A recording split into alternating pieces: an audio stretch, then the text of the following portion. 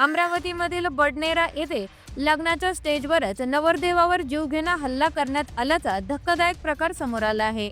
या हल्ल्यानंतर बडनेरा रोडवरील साहिल लॉनवर मोठा गोंधळ निर्माण झाला।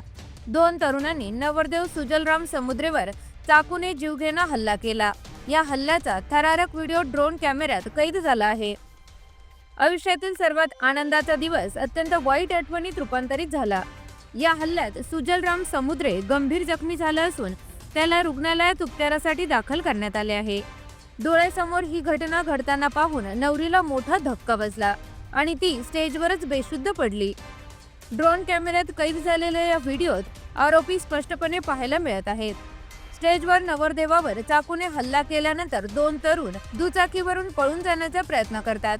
नवरदेवाचे वडील जेव्हा आरोपीच्या मागे धावून त्यांना पकडण्याचा प्रयत्न करतात तेव्हा त्यांच्यावरही चाकूने हल्ल्याचा प्रयत्न केला जातो।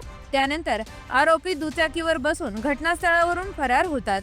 ही संपूर्ण घटना ड्रोन कॅमेऱ्यात कैद झाली आहे।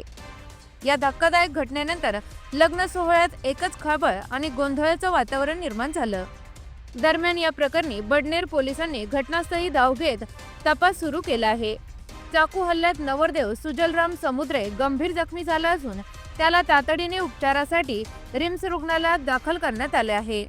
घटनेनंतर लग्न समारंभात एकच खळबळ उडाली। जखमी सुजल समुद्रे हा तिलकनगर परिसरातील रहिवासी आहे। या घटनेमुळे परिसरात तणावाचे वातावरण निर्माण झाले आहे, तर पोलिसांनी आरोपीचा शोध सुरू केला आहे।